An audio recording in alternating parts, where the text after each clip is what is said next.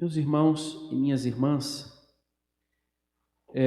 no domingo passado nós ouvimos na liturgia um grande convite, quando a liturgia nos fazia memória da nossa missão e dizia qual era a dinâmica da missão.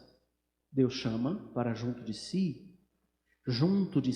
Deus nos forja, porque o que é que forja a imagem e semelhança? O que corrige a imagem e semelhança? Aquele de quem ele é imagem e semelhança.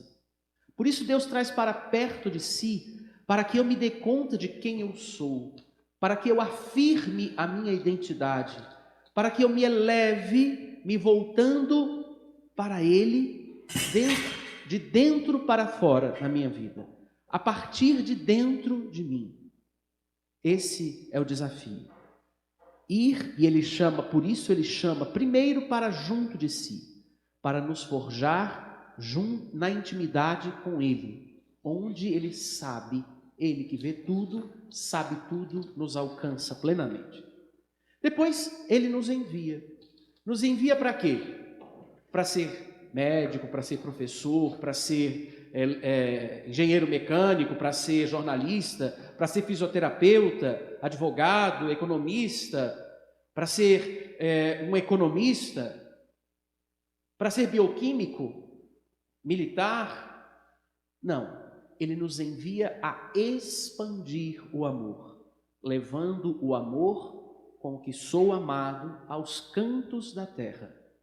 Essa é a missão de todo cristão, porque se eu sou batizado, eu sou o filho a quem Deus chama e forja consigo, e depois envia para levar e expandir esse amor na face da terra. Esse foi um mistério que nós fomos convidados a pensar e reconhecer que somos missionários, reconhecer essa dinâmica na nossa vida, reconhecer que o Cristo que nos forja ensina a nos comprometermos com Ele em cada Eucaristia, porque Ele silenciosamente vem àquele em quem Ele aposta, em quem Ele não desiste. Silenciosamente Ele vem ser o que aquele pecador precisa para ser santo. Deus. Isso é o Cristo que nos ensina como expandir o amor. Amar sem esperar ser amado. Amar incondicionalmente. Ser para o outro o amor que o outro precisa para ser feliz, para ser santo. A liturgia de hoje, ela vem quase que continuar esse discurso do domingo passado. Continuar esse ensinamento do domingo passado. A liturgia de hoje, ela vem nos falar dos desafios de ir ao mundo. É muito interessante, né? Quando eu penso nesse evangelho, eu me lembro do primeiro dia de seminário, né? Até o dia 20 de fevereiro de 1994, às 16 horas, eu tinha um quarto numa casa em Taguatinga, na M-Norte. Minha mãe não conseguiu ver o primeiro filho sair de casa, e eu falei, a senhora fugiu, né? Ela viajou antes para a terra dela, 2 horas antes. Meu pai me deixou lá chorando, porque não é fácil ver o primeiro filho rumar para a trajetória dele. Eu costumo chamar desse dia o parto mais difícil da história de uma família, né? Porque quando o bebê sai da barriga, ele vem para o colo, mas quando sai do colo, vai para o mundo e fica um vazio. É um desafio. E era interessante, eu me lembro quando eu ouço essa liturgia e penso nesse evangelho, porque naquele dia, quando eu fechei a porta do quarto, eu falei, ai meu Deus, e agora o que eu faço? O quarto parecia muito mais que um quarto, né? E eu sei, como é que minha mãe limpava chão? Como é que lava a pia? Como é que arruma as coisas no guarda-roupa? E eu descobri que eu era bagunceiro, eu descobri que eu não conseguia manter ordem, eu descobri que dava mais trabalho conviver do que eu pensava.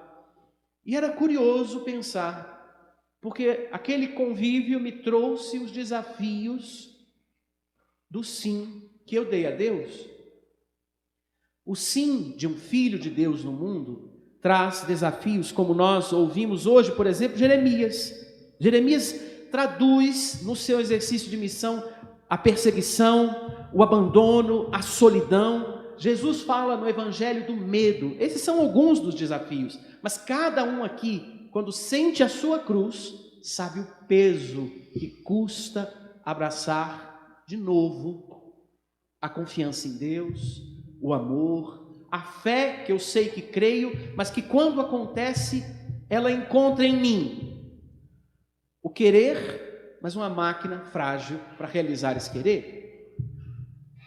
E é nessa hora que eu preciso entender que as dificuldades, que o difícil, quando se apresentam, eles se apresentam porque eu estou vivendo uma escolha. E eles se apresentam aonde? Eles não são uma ideia de problema, eles são um problema de fato na minha carne. Eles são uma dor, eles são um desconforto, eles são um incômodo. Os problemas são isso. Eles são uma angústia. Não sei como se dará, porque isso é fora da rota do que eu calculo como estrada. Isso me desestabiliza, isso me faz instável. Os problemas, eles acontecem nessa carne que se decide por uma verdade eterna.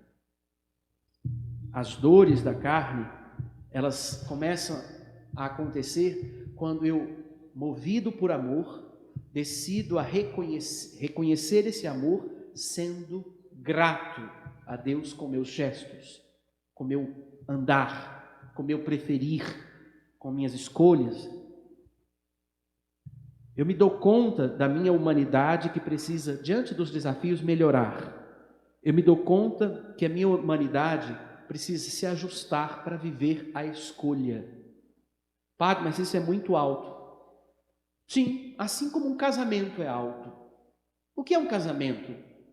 É um homem e uma mulher que apostam, que estão antes de tudo, são homens, são filhos de Deus chamados ao céu. E nessa vocação descobrem que, cuidando um do outro, vão rumar juntos para o céu. E a missão do casal é pensar antes em colocar o outro no céu, antes em abrir-se ao céu, para que naquele convívio o céu vá acontecendo, ainda que não de modo não perfeito, já na terra. O casamento é muito mais do que eu sinto. Analisar pelo sentir é superficial. O casamento, eu costumo dizer que um movimento, uma espiritualidade, que um casamento, que uma vocação como o matrimônio e o sacerdócio, eles começam a se mostrar lugares seus de verdade, quando eles te mostram do que você tem que sair para ir a fundo para ser feliz. Padre, mas ser feliz não é uma situação, não é status quo, não é uma zona de conforto? Não. Ser feliz para um pecador é constantemente trabalhar a escolha para o Senhor com a máquina desordenada pelo pecado. É constantemente congregar o coração no mesmo amor, o coração em quem o inimigo fez uma linha e criou divisórias. Ser feliz é um exercício contínuo de preferir o amor com que sou amado. As dificuldades diante da escolha, elas são um sinal de sinceridade e verdade. Padre, mas é pesado, mas eles são. Quando a gente encontra dificuldade, meu pai me dizia uma frase que eu gosto muito ele era professor, e ele dizia assim, quando a gente chegava do trabalho: você tem dúvida, tem dever de casa? Tem dúvida? Eu falei: dever de casa e dúvida não é mais ou menos a mesma coisa? Ele: não. Você pode copiar o dever de casa, mas quem tem dúvida é só aquele que está lutando para crescer. Quem tem dúvida é porque está buscando sinceramente e responde ao outro dizendo: ainda não entendi, e quer entender. A dificuldade, ela é um sinal de sinceridade e verdade. É sinal de um processo autêntico de adesão. Eu estou me dando conta. E aqui é importante, diante da dificuldade, não perder a clareza do que somos e para onde vamos. Quem é você? Para onde você está indo nesta vida? Para completar 80 anos? Alguém me disse uma coisa curiosa, né? Padre, mas quem tem mais de 60 não pode vir à missa? Isso é verdade. Mas e se tiver pouca gente? Eu falei assim: olha, vamos fazer o seguinte, vamos manter a regra. Mas se alguém te perguntar se você tem qual é a sua idade, se você tiver 67, você diz assim, eu tenho 59. É mentira? Não, você também tem 59. E um pouquinho mais. Mas não precisa dizer o resto. O desafio nosso é nos dar conta de que eu não sou alguém que está somando datas para eu chegar num ponto e dizer, terminei, vou para onde? Não. Eu sou alguém em quem, desde o dia do meu alguém que, desde o dia do batismo, tem consciente de que é filho. E vai amadurecendo essa consciência no convívio de uma família, de amigos, dos encontros que a vida vai propondo. Vai amadurecendo esta consciência.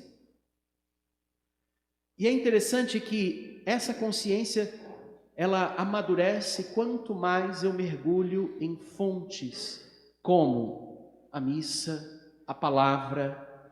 E aí eu quero me lembrar dessa solenidade que nós celebramos sexta-feira e ontem. Quanto mais eu mergulho em fontes, como sobretudo a devoção ao Sagrado Coração e ao Imaculado Coração de Jesus e ao Imaculado Coração de Maria. Duas fontes.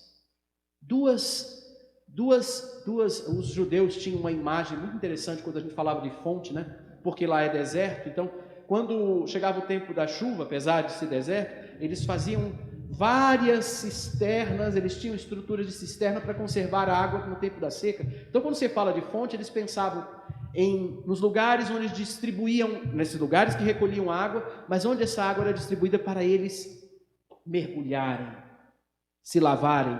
Outra água era tratada para beber. Esse é o mistério destas fontes. Lugar onde eu mergulho e me lavo. Lugar onde eu bebo.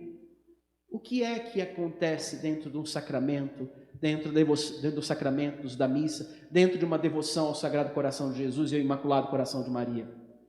Eu mergulho no amor. Estranho dizer isso, né? Mas é assim. Eu mergulho num amor declarado por mim. Não é uma ideia, não é um afeto, não é uma instância simplesmente de petição.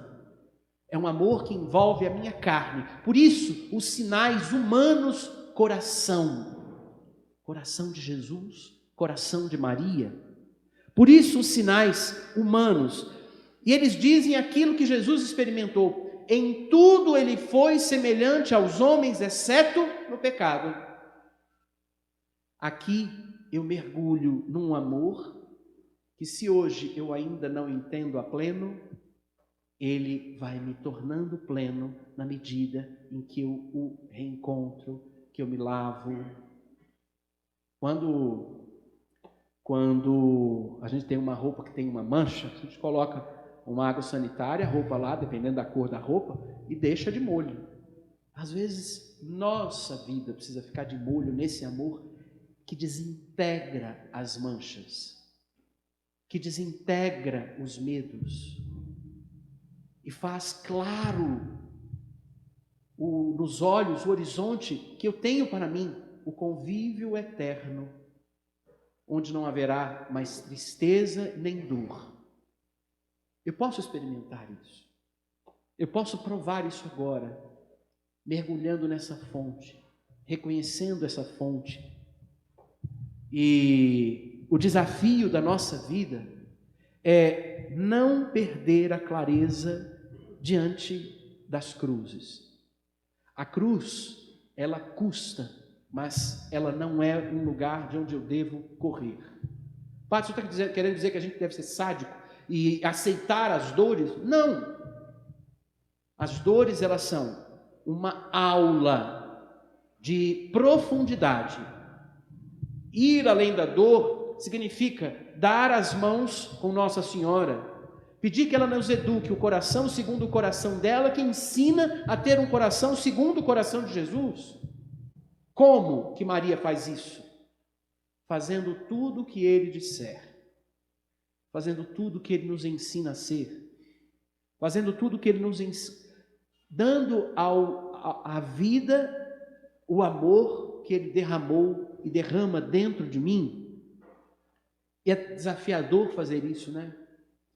É desafiador porque, e aqui eu toco nos nossos desafios. Se Jeremias falou de perseguição, abandono, solidão e medo, e você? Quando é que você sente medo? Quando é que você sente solidão, dor? Quando é que a gente para e diz assim: meu Deus, eu não vou dar conta. Meu Deus, Cristo disse isso quando ele recolheu sobre si a explicação mística daquele trecho da palavra que diz: meu Deus, por que me abandonaste? É o fato de Jesus recolher sobre si os nossos pecados. Ele que não tinha pecado, recolheu sobre si os nossos pecados e experimentou o que é próprio do pecado. Ele, o puro abandono. Meu Deus, por que me abandonaste? Mas ele não fugiu. Ele disse: Pai, em tuas mãos eu entrego meu espírito. Ele foi além da dor. O coração não mudou a escolha porque custava. O custo é um vale de lágrimas. Por isso nós rezamos a Salve Rainha, pedindo que ela nos ajude a ir além daquela dor, crescendo no firmar. Por isso nós rezamos hoje na oração do 12º domingo do tempo comum, crescendo no amor que nos firma. Dai-nos por toda a vida a graça de vos amar e temer, pois nunca cessais de conduzir os que firmais no vosso amor. Deus me conduz quando eu peco? Ou quando eu estou numa situação de pecado e que me... Sim, Deus não joga fora filho. Filho não é delegado a amor de rua. Filho é gente de casa, errando ou acertando. Não é assim? Esse é o mistério da nossa história. Que a gente se sinta esse filho que mesmo muitas vezes, tendo um coração que ainda não entendeu tudo que o céu me pede, aposta no céu. Quando a solidão bate, é porque às vezes eu estou ainda mergulhado na treva que faz experimentar ou sentir o abandono. Mas o coração que não perde a clareza, e a clareza nem sempre é o que eu sinto, nem sempre está no que eu sinto. Normalmente ela está na verdade que dentro de mim é uma certeza. Eu me guio por ela. As pessoas costumam dizer: você é louco, está apostando em Deus. Essa semana me fizeram uma pergunta curiosa, né? Eu achei muito interessante a pergunta. Quem que o senhor encontraria hoje que te faria deixar o seu sacerdócio? Que esposa ideal o senhor encontraria? Eu falei: nenhuma das que eu amei até aqui. Porque todos eu continuo amando. Eu não deixo a minha esposa por uma esposa. Essa escolha eu fiz lá atrás. Ah, é fato? É fácil? Não. Porque quando a gente se sente só, parece que você fecha a porta e tudo... Você fala assim: oi, aí ecoa, né? Mas a solidão que eu sinto na pele não é real perto ao céu que eu carrego comigo. Por isso é que é importante ter claro dentro do coração e nutrindo a clareza no coração: Deus me ama imensamente.